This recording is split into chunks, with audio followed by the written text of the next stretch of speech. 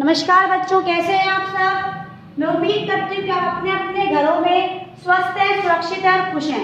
देखिए बच्चों, हम कर रहे हैं हमारा ग्रामेटिकल पोर्शन सॉल्व, जिसमें हमने धातु रूप समझ लिए हैं, शब्द रूप समझ लिए हैं। अब बारी आती है हमारी सूक्ते वाले टॉपिक को समझने की। सूक्ते क्या होता है?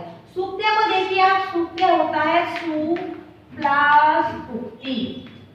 सु का मतलब होता है अच्छी और उक्ति का अर्थ होता है बातें, ऐसी बातें जो अच्छी हो, यानी आपको मोटिवेट करें, आपको कुछ सिखाएं, आपको कुछ इंस्पिरेशन दें। इंस्पिरेशंस की जो बातें होती हैं वो सब क्या होती है? सूक्तियां होती हैं। यानी हमारे जो पूर्वज हैं, जो हमारे ऋषि मुनि हैं, उन्होंने जो कोटेशंस लिखी थी, उन्होंने जो अच्छी बातें बताई थी, वो सब किसके अंतर्गत आती हैं? इन सूक्तियों के अंतर्गत। तो देखिए, आपकी क्लास में जो पहली सूक्ति है बच्चों, वो है सत्यमेव जयते न अमृतम। सत्य का मतलब होता है सच, मेव का अर्थ होता है ही, सत्य ही, जयते अर्थात जीतता है, सत्य ही सदैव जीतता है, न अमृतम। अमृतम का अर्थ होता है झूठ, झूठ कभी भी नहीं जीतता। सदैव किसकी विजय होती है बच्चों? सत्य की। क्योंकि सत्य क्या होता है बच्चों? ध्यान रखना, सत्य सदैव होता है अपरिवर्तित। अपरिवर्तित है वो क्या है बच्चों? जो भी वस्तु, जो भी चीजें अपरिवर्तित हैं, वो सच है।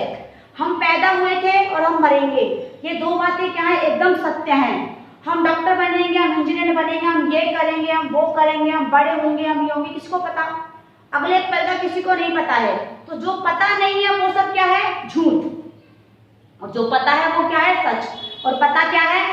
हम यदि पैदा हुए हैं तो हम मरेंगे भी। सत्य क्या है? एक है। सत्य कभी हारता नहीं है, सत्य कभी परिवर्तित नहीं होता, झूठ हमेशा परिवर्तित होता है, झूठ सदैव हारता है। कहते हैं झूठ के पैर नहीं होते और सच के हाथ बहुत लंबे हैं, तो सच हमेशा झूठ को पकड़ ही लेता है। इसे सदैव याद रखिए, सत्य ही जीतता है, सत्य कभी नहीं हारता, सत्य कभी नहीं झुकता, क्योंकि सत्य क्या है? अपरिवर्तित। सत्य क्या है बच्चों? अपरिवर्तित। अब देखिए नेक्स्ट है श्रद्धावाना लभते ज्ञानम। ज्ञानम, ज्ञान मतलब क्या होता है? ज्ञान अर्थात जो आपको पावर मिली है नॉलेज की। नॉलेज की जो पावर है वो किससे मिलती है? हमें विद्या रूपी धन से। तो ये जो ज्ञान है ये हमें किससे मिलता है? विद्या से। ये लभते तभी प्राप्त हो सकता है आपको जब आप श्रद्धावान रहेंगे। श्रद्धावान यानी आप झुककर किसी से ज्ञान प्राप्त करें। टीचर ऊपर बैठता है, बच्चे शिष्य नीचे बैठते हैं। हमारी जो प्राचीन परंपराएं हैं उनमें आपने देखा होगा कि गुरु हमेशा, गुरु का स्थान सबसे ऊपर होता है। आप टीचर्स डे मनाते हैं, आप हैप्पी टीचर्स डे बोलते हैं, सिर्फ बोलने से कुछ नहीं होता है। आपके मन में उस टीचर के लिए रेस्पेक्ट होनी चाहिए। और जब तक आपके मन में अपने गुरु के प्रति क्या इज्जत नहीं है, तब तक आप उस ज्ञान को प्राप्त नहीं कर सकते। झूठ से कभी ज्ञान की प्राप्ति नहीं होती है, सत्य से ही ज्ञान की प्राप्ति होती है। सत्य क्या है? हमेशा जीतता है।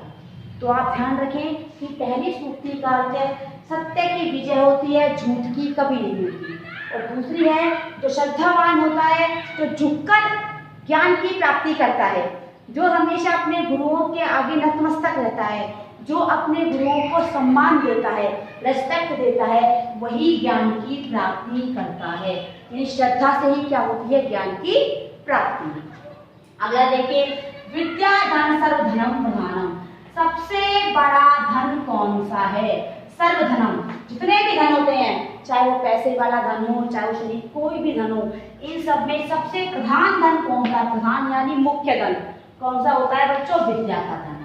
विद्या का धन क्या होता है? सभी धनों में सबसे श्रेष्ठ, क्योंकि इससे हमारी क्या होती है? इससे हमारे अंदर की जो शक्ति है वो निकलती है बाहर। हम किसी भी स्थिति और परिस्थिति का सामना करने के लिए तैयार रहते हैं। यदि हमारे पास ज्ञान है तो हम हर परिस्थिति का मुकाबला आसानी से कर सकते हैं। और यदि हमारे पास ज्ञान नहीं है तो हम डरेंगे, हर चीज से हम क्या करेंगे? पीछे हटेंगे। लेकिन यदि हमारे पास ज्ञान है तो हम कभी भी किसी भी चीज से पीछे नहीं हटेंगे। इसलिए कहा गया है विद्या का जो धन होता है वो सभी धनों में क्या होता है? प्रधान होता है, अर्थात श्रेष्ठ होता है। अगला देखिए, जननी जन्म भूमिश्च स्वर्गात् अपि गरीयसी। गरीयसी क्या होता है? गरीयसी यानी सबसे श्रेष्ठ। ये सूक्ति है, केवल सूक्ति, ये रामायण से ली गई है। रामायण से क्यों? आपने को पता होगा कि जब राम और रावण का युद्ध हुआ था तो रावण को राम ने मार दिया था। राम ने रावण को मार दिया तो लंका पर किसका अधिकार हुआ? जो जीता उसका अधिकार। तो अधिकार किसका था? राम का। राम का अधिकार हो गया तो लक्ष्मण ने राम से कहा कि भैया यहाँ पर मैं भी हूँ, आप भी हैं, भाभी भी है और ये सारा राज्य भी हमारे पास है, तो अयोध्या जाकर हम क्या करेंगे? अब लंका पर ही राज्य कर लेते हैं, हम लंका का ही राज्य प्राप्त कर लेते हैं। तब राम भगवान ने लक्ष्मण से कहा कि लक्ष्मण सुनो, जननी और जन्मभूमि, जननी अर्थात माँ, जननी अर्थात माँ और जन्मभूमि अर्थात जिस भूमि पर आपने जन्म लिया है। जननी अर्थात जिस माँ के गर्भ से आपने जन्म लिया है और जन्मभूमि अर्थात जिस भूमि पर आपने जन्म लिया है वो स्वर्गातपि, स्वर्ग से भी गरीयसी यानी बढ़कर होती है। सबसे श्रेष्ठ होती है कौन? माँ और मातृभूमि, यानी हमारी माँ और हमारी मातृभूमि स्वर्ग से भी बढ़कर होती है। यदि किसी से कोई कहे कि आप अपनी माँ के बदले या अपनी मातृभूमि के बदले ये कर लो, हम कहते हैं ना कुछ लोग अपने देश के प्रति गद्दार होते हैं, तो उन गद्दारों के लिए ये बात है कि हमेशा याद रखें कि माँ और मातृभूमि स्वर्ग से भी बढ़कर होती है। यानी जो सुख आपको स्वर्ग में मिलता है ना, उससे भी कहीं ज्यादा सुख और संतुष्टि और शांति आपको कहाँ मिलती है? माँ की गोद में और मातृभूमि की गोद में। यानी माँ और मातृभूमि क्या होती है? स्वर्ग से भी बढ़कर। अगला देखिए बच्चों, शरीरम अद्यम खलु धर्म साधनम। शरीर क्या है? शरीर सबसे पहला धर्म का साधन है। धर्म क्या होता है? धर्म, हमारा धर्म होता है, हमारा धर्म हमारे बड़ों की इज्जत करना, हमारे छोटों से प्यार करना, हमारे बराबर इज्जत से बात करना, ये सब हमारे धर्म ही है। हमारा धर्म है ये काम करना, जो हमें करना चाहिए वो सारे काम हमारे धर्म है। लेकिन सबसे पहला धर्म ये है, हमें अपने शरीर की रक्षा करनी चाहिए, यानी हमें अपने शरीर की सुरक्षा करनी चाहिए, क्योंकि हमारा सबसे पहला धर्म क्या है? हमारा शरीर। सभी धर्मों का श्रेष्ठ धर्म क्या है? हमारा शरीर। यदि हम अपने शरीर की सुरक्षा करते हैं, हमारे शरीर को सुरक्षित रखते हैं, तो वो क्या है? हमारा निश्चित रूप से हमारा पहला धर्म का साधन है। अगला देखिए, अयम निज परोवेति गन्ना लघु चेतसाम उदाचरिता नाम तो वसुधाय कुटुंबकम। इस सूक्ति, ये एक श्लोक ही है, सूक्ति नहीं है। सूक्ति एक लाइन पे श्लोक 2 लाइन का होता है। देखिए इस श्लोक का अर्थ क्या है?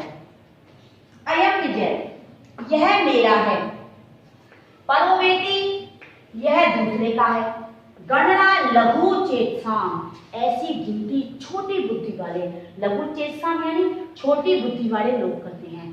ये मेरा है, ये उसका है, ये फलाने का है, ढिमके कम कहते हैं ना, ये बुक मेरी है, ये बुक तो चलो कोई बात नहीं, वो तो हो सकती है मेरी, लेकिन तेरा मेरा जो करते हैं ना, ये छोटी बुद्धि वाले लोग करते हैं। कि उदार चरित्र वाले लोग जो होते हैं, जिनका चरित्र बहुत महान होता है, उनके लिए वसुधा, वसुधा यानी ये पूरी धरती क्या होती है? उनका परिवार।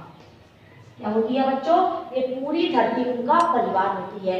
ये मेरा ये तेरा नहीं करते। जो उदार चरित्र के लोग होते हैं वो पूरी धरती को अपना परिवार मानते हैं, यानी पूरे संसार को अपना परिवार मानते हैं। ऐसी गणना कौन करते हैं? छोटी बुद्धि वाले लोग, कि ये मेरा है, अयम निज, यह मेरा है, परोवेति, ये पराई का है। तो देखिए वापस रिपीट एकदम एक बार वापस से, सत्य की विजय होती है, झूठ कभी नहीं जीतता। श्रद्धा बंद होने से यानी हमेशा झुककर लेने से ही किसकी प्राप्ति होती है? ज्ञान की प्राप्ति होती है। विद्या का धन है वह सभी धनों में श्रेष्ठ होता है। जननी और जन्मभूमि स्वर्ग से भी बढ़कर होती है। शरीर हमारा सबसे पहला धर्म का साधन है। सबसे पहला धर्म क्या है हमारा? हमारे शरीर को सुरक्षित रखना, हमारे शरीर की रक्षा करना। और 6 जो हमारा श्लोक है उसके अर्थ यह है कि यह मेरा है और यह दूसरे का है। ऐसी गणना, गणना यानी ऐसी बातें या ऐसी गिनती, काउंटिंग कौन करता है? छोटी बुद्धि वाले लोग। जो उदार चरित्र के लोग होते हैं उनके लिए तो पूरी धरती क्या होती है? उनका परिवार। एक बार आप इसको देखिए। आज की क्लास में इतना ही। Thank you and have a nice day बच्चों।